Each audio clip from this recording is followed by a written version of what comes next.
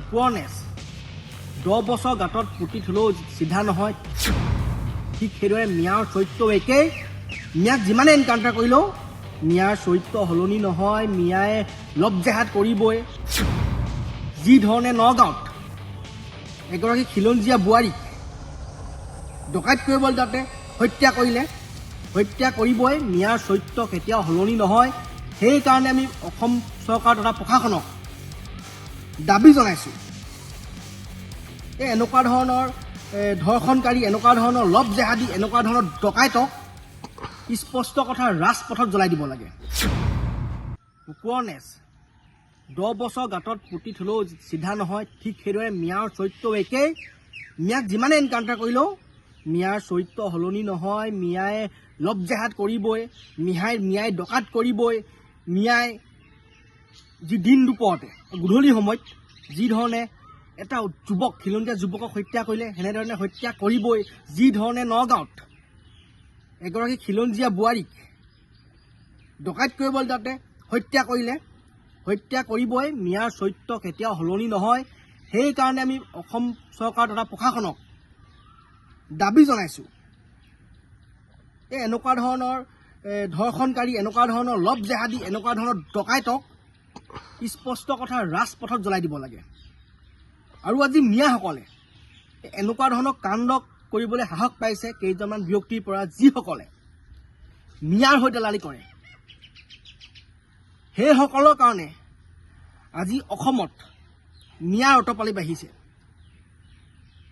যেতিয়া কোনোবা এজন মিয়াই কিবা বেয়া কাম কৰে বা 2 নম্বৰী কাম কৰি ধৰা পৰে বা চুৰ কৰি ধৰা পৰে বা লব জেহাদ কৰি ধৰা পৰে, যেতিয়া কিছুমান যে পাবত জগা, চব নহয় চব নহয়, কিছুমান এই মিয়াৰ হৈ যে দালালি কৰিবলৈ আহে, সেইসকলৰ কাৰণে এইসমূহ ঘটনা হৈছে। আৰু আজি যেতিয়া নলবাৰী ঘটনাটো হ'ল, যেতিয়া নগাঁও ঘটনাটো হ'ল, যেতিয়া আপুনি মোবাইলটো খুলিবই নোৱাৰে, অকলে মিয়াই আমুকক পলুৱাই নিলে, আমুকক লব জেহাদ কৰিছে, আমুকক হত্যা কৰিছে, আমুকৰ লগত ড্ৰাগছৰ লগত জড়িত মিয়া আছে, এতিয়া সেইসকল ব্যক্তি নিমাত কিয়? আপোনালোক এতিয়া ক'ত সোমাই আছে? আৰু আপোনালোকৰ সাহসতেই কিছুমান সন্দেহযুক্ত মিয়াই এনেকুৱা ধৰণৰ কাম কৰিবলৈ সাহস পাইছে। আৰু আমি স্পষ্ট ভাষাৰে কৈছোঁ, আমাৰ কোনো খিলঞ্জীয়া মুছলমানসকলৰ বিৰোধী নহয়। তেওঁলোকৰ লগত ভাতৃত্ব সম্পৰ্ক আছে, সদায় থাকিব। আৰু খিলঞ্জীয়া মুছলমানসকলেও মই জনাত, মোৰ যিমান মনে ভাৱ হয়, তেওঁলোকেও কেতিয়াও মিয়াৰ হৈ ওলাই নাহে বা মিয়াক সমৰ্থন নকৰে। একাংশ মিয়াই কি কৰিছে, বাংলাদেশৰ পৰা অহা মিয়াই কি কৰিছে, এই খিলঞ্জীয়া মুছলমানসকলক বদনাম কৰি আছে। আৰু এইবাৰ যদি কোনোবা ব্যক্তিয়ে, যোনেই নহওক, যদি মিয়াৰ হৈ দেলালি কৰিবলৈ আহে, মিয়াৰ হৈ যদি ওকালতি কৰিবলৈ আহে, স্পষ্ট কথা ৰাজপথত দৌৰাই পিতা হ'ব।